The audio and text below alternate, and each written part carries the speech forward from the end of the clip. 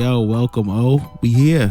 Yeah, we here now. You know what I'm saying? We finally did it, man. We was talking about it, yo. We was talking We here about now? it. He was like, yo, we gonna do the podcast. Yo, do the podcast. Yo, we gonna do the podcast. Yeah. So here we are.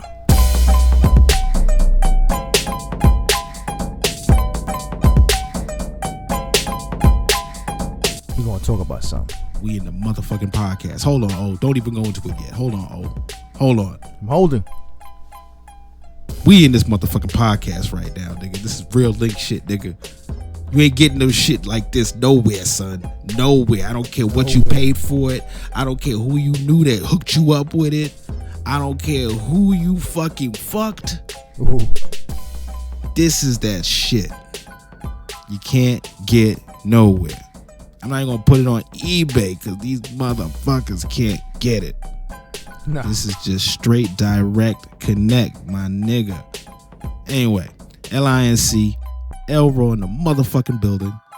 Obliv in the motherfucking building. In the background. I'm in the background. Well, he's in this motherfucker. He's on the side, but he's in this motherfucker for any of this I'll shit. be on camera soon. Anyway, I'm a little hype. I took a shot already. All right, just letting you know. Took a shot. That hookah hit me? Let me see. Hold on. I'm gonna check the hookah real quick. But go ahead, introduce yourself. Oh, tell the people what we up here doing. You know what I mean? Let them know. We trying to podcast, we as he said, we just trying to talk real nigga shit. You know what I'm saying? Talk about everyday life thing, you know what I mean? And see what y'all opinions is, and Because niggas is lost out here. yeah, we gonna talk about it. We gonna sugarcoat nothing. We just gonna give it to you raw.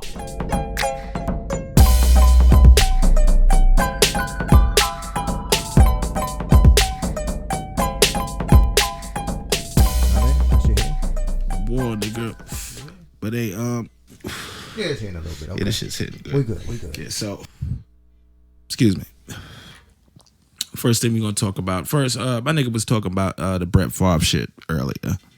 So we're gonna tackle that. He's saying, if anybody that don't know, Brett Favre got caught in like a welfare fraud scheme or something like that, where you stole how much money was it?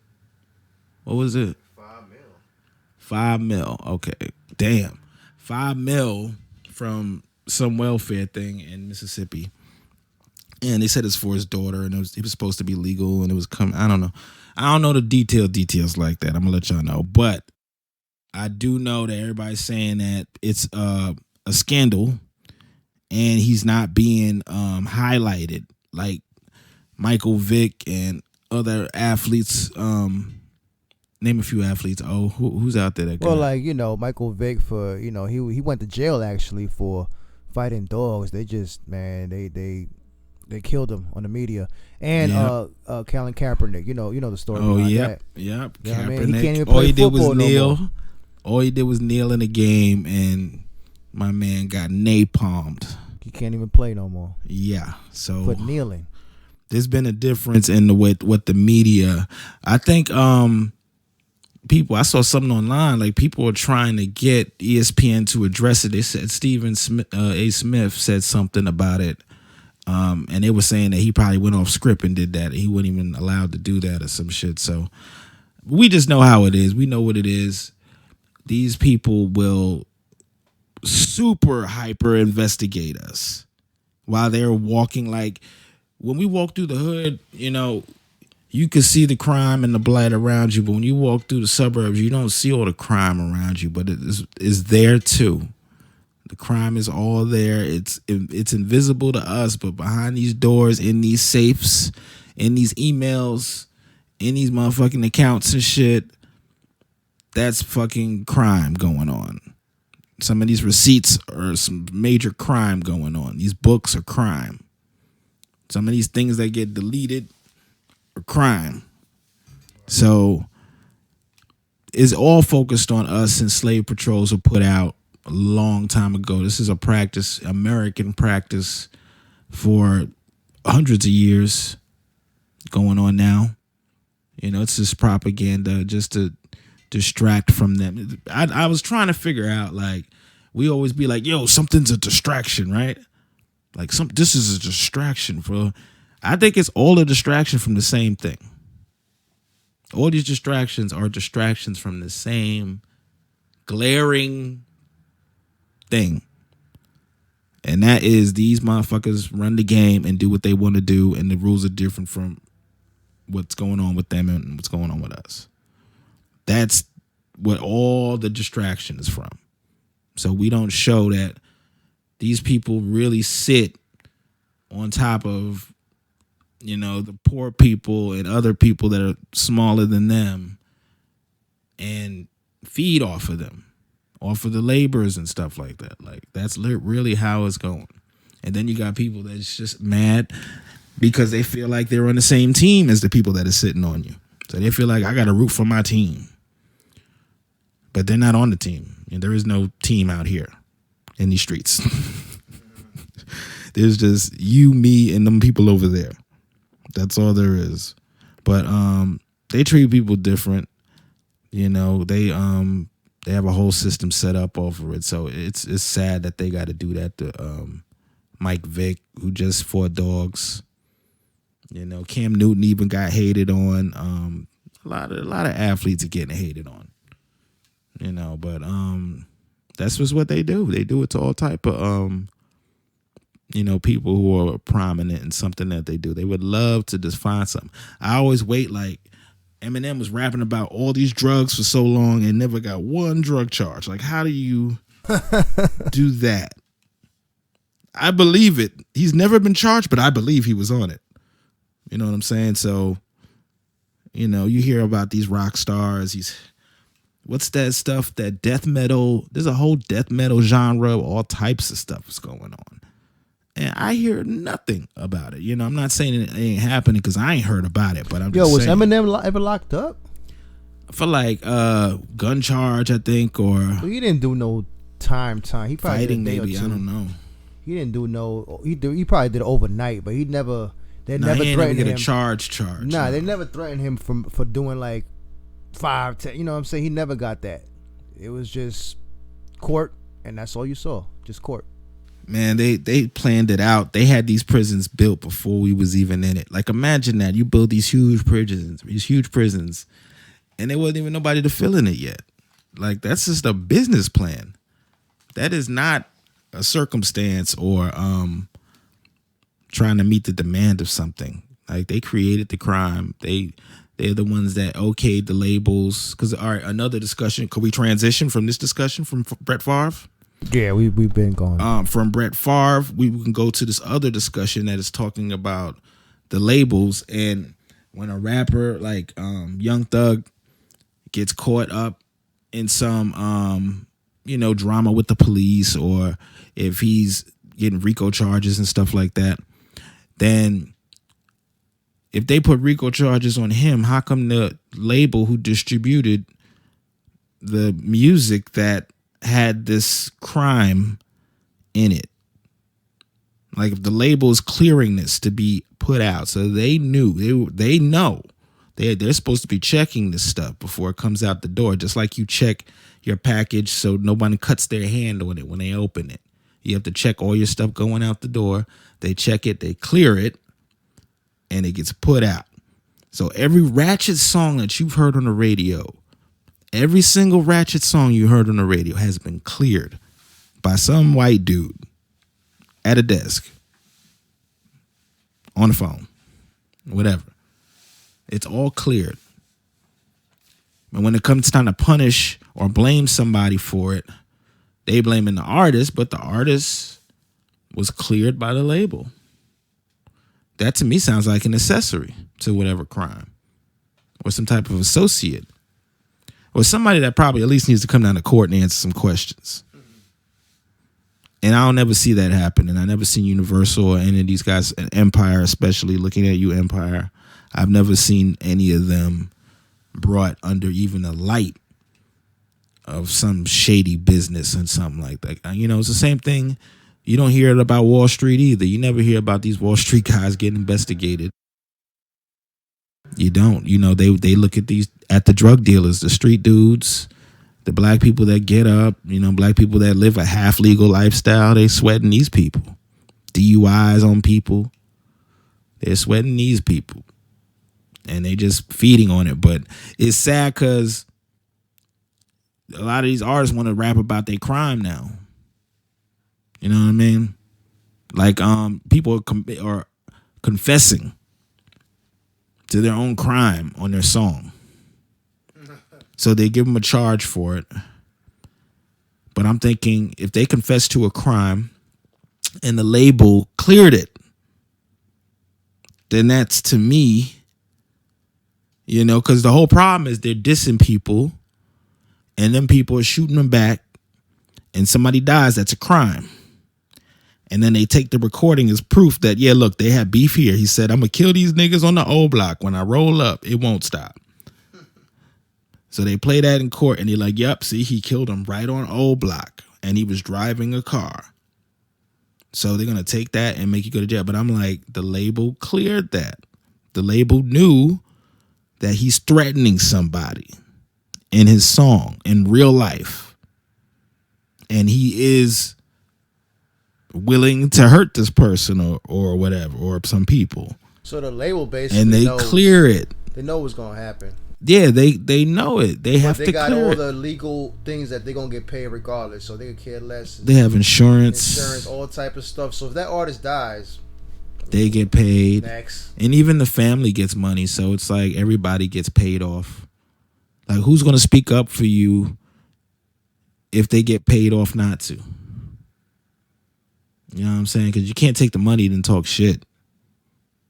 So either you take the money and you shut the fuck up. So the labels, what should the labels do then? You think the labels should be accountable for that shit? Not even just accountable. The labels should be charged for child endangerment just playing this music on the radio. They're endangering children by playing this music. And they have the control to make the wave anything they want to be. Whatever you hear 5 times a day is what you're going to sing. So they can play anything that they want. It could be, I know I can't be what I want to be. Some people like, yo, that's corny. I'm like, you might feel it's a little corny, but it'll get stuck in your head. It's catchy the same way some other shit is. And it ain't rotting your brain. It's keeping your vibration on a whole different level. So they got us fucked up with these hidden frequencies and these low bass woofers and all this shit. And it's got us in some demon time shit. That's why these niggas is going ham like that. Yeah. It's a vibe. It's a frequency. That's why we got this feng shui stuff going on right here, because we want to bring that good vibe. It's that N.Y.C.E shit. You got El Raw. You got Obliv. I'm about to take me this little shot from, of course, the face of death himself. And it's going to go down. Hold on. So what do you think? Like, what's the purpose of the labels? I guess at the end of the day, is making money. They could care less about any of these rappers' lives. They care less. They let them do what they want to do. They let them talk all this violence. They know what's going to happen. So it should be labels that come out and say, nah, can't talk about that. So that would start something, wouldn't it? If the labels say, hey, you can't talk about this and that, then rappers will be like, yo, we can't talk about this, but we got to make money. Okay, we're going to talk about the positives. They can't do it. They'll talk about something else. Right, they're going to be forced to. But since the labels don't do nothing, they let them do all that crazy stuff. Yeah, and then that rapper right there made it big. Now these other kids want to do the same thing. If you can't go on TV and threaten somebody, seriously, then you shouldn't be on a record threatening somebody. And it kind of all started with Tupac and Biggie. Let's go back to Tupac and Biggie for a minute. Let's talk about Tupac and Biggie for a minute. I don't think Biggie I don't think Pac said all that stuff to Biggie. Now, to me, Hit 'Em Up was all cool until the end of the song. Well, he started naming everybody. Now, I wasn't naming people that wasn't cool. That's cool too. You want to name people? Name people. What wasn't cool? Fuck this, fuck that, fuck Chino XL. No, that's all cool. If that's how you feel, you know what I mean? Go out, go off. If you want to go off on Diddy and Junior Mafia and everybody, go off. But when he started saying, we bad boy killers,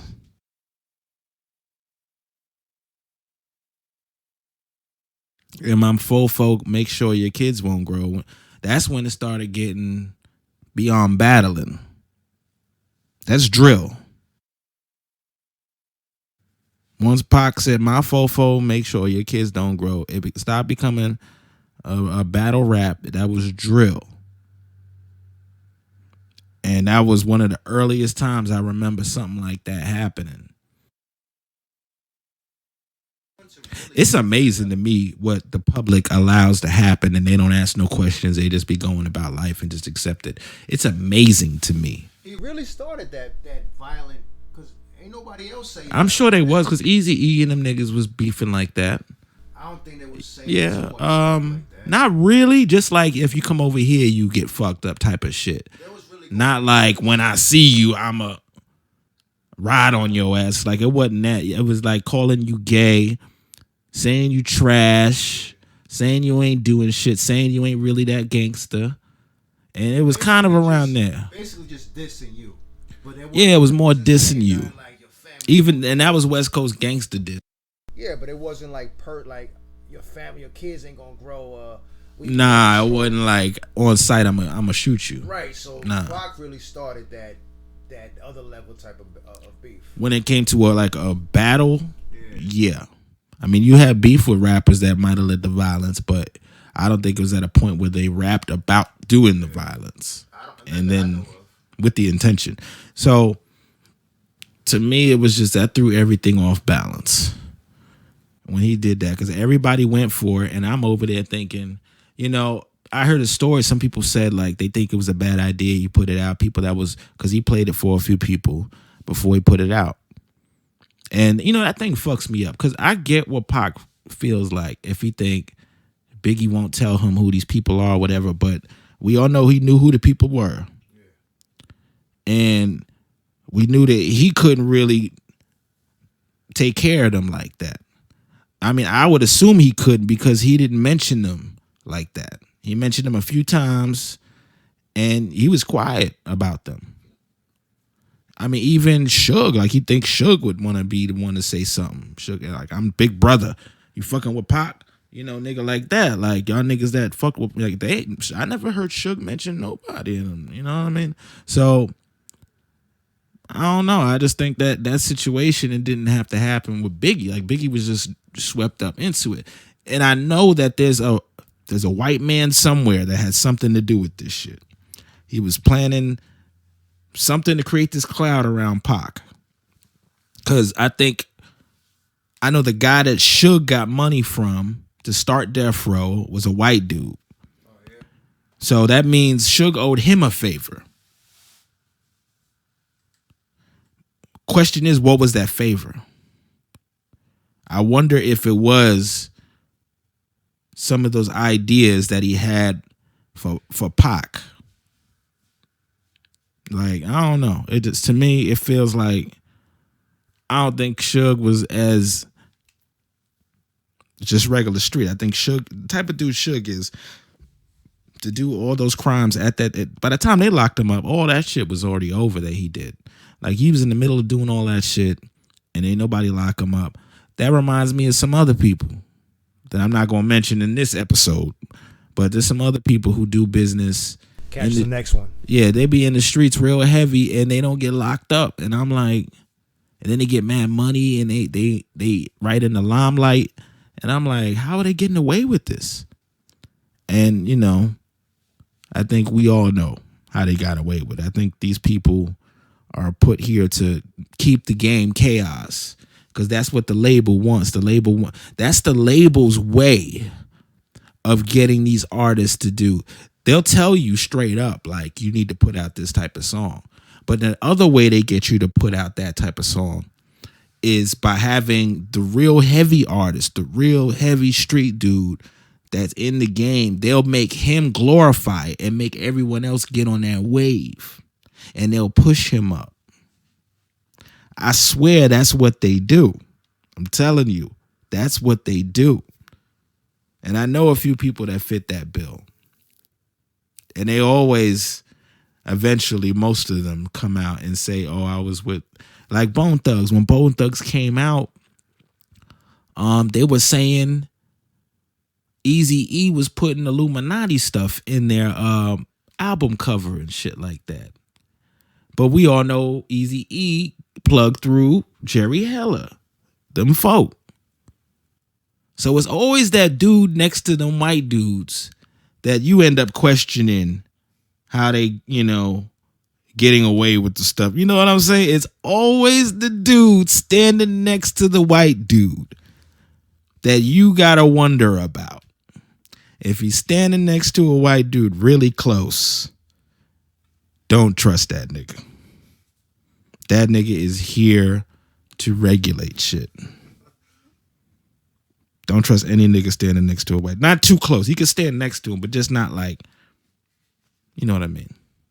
But anyway, yeah. So anyway, I have another thing I want to jump on. What we have for time? Does it show you anything at the time? Deuce 0. Oh, we did 2 deuce 0 already. But I got a lot of I mean, will we good? whatever. Do I hear you? Yeah. Are you here? Yeah. Okay. All right. Well, maybe we'll do this one next one. How about that? That'll be it for this one.